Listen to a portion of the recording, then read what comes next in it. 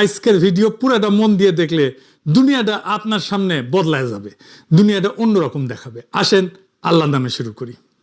আমরা রাজনৈতিক স্লোগান হিসাবে আজাদি শব্দটা ব্যবহার করি, স্লোগান দেই, কিন্তু আজাদি মানে কি? কি হইলে আমরা আজাদ হব, আর আজাদি কেন আমাদের জন্য গুরুত্বপূর্ণ, এই আলাপটা করা হয় নাই কখনোই। কিন্তু এই আলাপটা না করলে আমি আপনি অন্ধকারে থাকব। আর আমি বা আমরা আসলে কি চাই সেটা যদি পরিষ্কার না হয়, তাহলে আমরা কেউই সেটা পাওয়ার জন্য জান লড়াই দেব না। এই আজাদি ধারণা বোঝার জন্যে আমাদের দর্শনের একটা খুবই গুরুত্বপূর্ণ বইয়ের সাহায্য নিতে হবে। দর্শন শুনে আবার ডরায়েন না, একেবারে স্যালসালায় বুঝে যাবেন। বইটার নাম হইতেছে হেগেলের ফেনোমেনোলজি অফ স্পিরিট। আজকের ভিডিও পুরোটা মন দিয়ে দেখলে দুনিয়াটা আপনার সামনে বদলায় যাবে, দুনিয়াটা অন্যরকম দেখাবে। আসেন আল্লাহর নামে শুরু করি। একটা দৃশ্য কল্পনা করেন, ঢাকার গুলশানের একটা অভিজাত এলিট ফ্ল্যাট। সাহেব আর বেগম বসে আছেন সোফায়, এসির ঠান্ডায়, হাতে গরম কফি, মোবাইল, চোখ টিভির স্ক্রিনে। আর পাশের রুমে মেয়েটা ঝাড়ু দিতেছে, রান্নাঘরে আরেকজন মাছ কুটতেছে, দারোয়ান নিচে পাহারায় দাঁড়ায় আছে, ড্রাইভার গাড়ির কাছে। একটা প্রশ্ন করেন নিজেরে, সাহেব কি ভাত রাঁধতে পারে? পারে না। ঘর মুছতে পারে? পারে না। তাইলে এই বাড়ি তো আসলে কাজের লোকেরা চালায়, আসল কর্তা তো তাইলে তারা, তাই না? আপনার মনে এখন এখন একটা পাল্টা প্রশ্ন আসতেছে, আরে কাজের যে মেয়েদের রাগ কইরা চলে গেলে কি হবে? সাহেব আর একজন রেখা ফেলবে, তাই না? লাইনে তো অনেক লোক দাঁড়ানোই আছে। একদম ঠিক কথা। আর এইখানেই আসল প্যাচ। কাজের মেয়ে কাজ বন্ধ করতে পারে না। কেন পারে না? কারণ মাসের শেষে বেতন না পাইলে তার বাচ্চা না খেয়ে থাকবে, ঘর ভাড়া বাকি পড়বে, গ্রামে টাকা যাইবে না, ক্ষুধা তারে বেঁধে রাখছে। সে চলে গেলে সাহেবের সাময়িক অসুবিধা, কিন্তু সাহেব টাকা দিয়ে আরেকজনকে কিনে আনবে। দাস বদলানো যায়, মানে হইতেছে আসল প্রভু তাইলে সাহেব না, সাহেবের টেকা। এইবার আরেকটু গভীরে যান। টেকা জিনিসটা কি? টেকা তো শুধু একটা প্রতিশ্রুতি, অন্য কেউ তোমার জন্য কাজ করবে। সাহেবের টেকার জন্য তখনই যখন কাজ করতে রাজি এরকম লোক আছে। এখন ভাবেন যদি একদিন সব কাজের লোক, সব দারোয়ান, সব শ্রমিক, সব ড্রাইভার সব একসাথে হাত গুটায় নেয়, তখন সাহেবের টাকা স্রেফ কাগজ, কিনার মতো কেউ নাই। গোটা শহর থামা যাবে। মানে সাহেবের প্রভুত্ব আসলে ধার করা, সেটা দাঁড়ায় আছে কাজের লোকদের সম্মতির উপরে।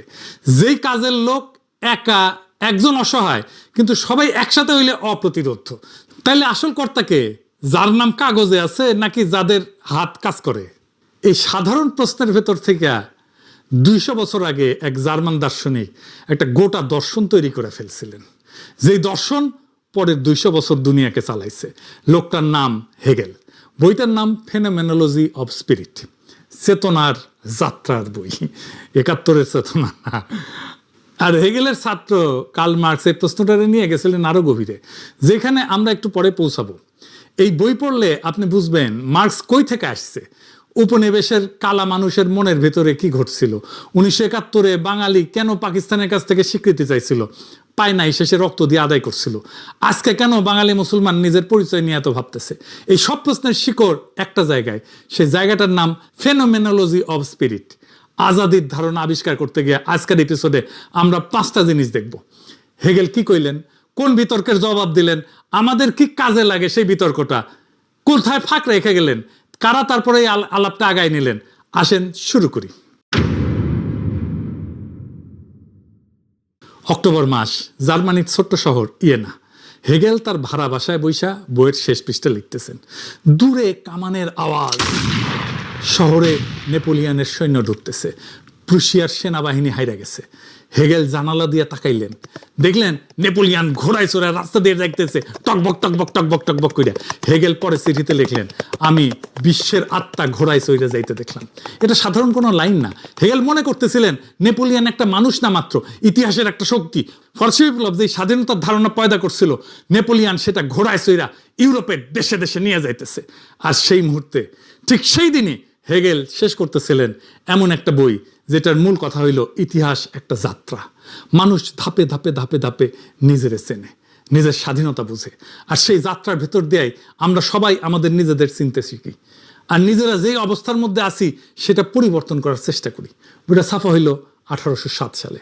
কেন তাইলে হেগেল রে আসলে এই চিন্তাটা করতে হইল, এই চেতনার যাত্রাটা আবিষ্কার করতে হইল? আসেন সেটা বুঝে দেখি। হেগেলের আগের প্রজন্মের সবচেয়ে বড় দার্শনিক ছিলেন কান্ট। কান্ট কইছিলেন মানুষের জ্ঞানের একটা সীমা আছে। আমরা চোখ দিয়া রং দেখি, কান দিয়া শব্দ শুনি, হাত দিয়া স্পর্শ করি, মানে জিনিসটা আমাদের কাছে কেমন দেখায় সেটা আমরা জানি, কিন্তু জিনিসটা নিজে আসলে কি সেটা জানার দরজা বন্ধ। উনি কইলেন আপনার সামনে একটা কলা আছে, হলুদ, লম্বা, বাঁকা। কান কইতেছেন এটা আপনার চেতনায় ভাইসা ওঠা কলা। কলাটা নিজে আপনার চোখের বাইরে আসলে কি সেটা আপনি জানবেন না। জ্ঞানের সামনে একটা দেয়াল, এই পাশে আমরা, ওই পাশে আসল সত্য। দেয়াল পর্যন্ত যাওয়া যায়, পার হওয়া যায় না।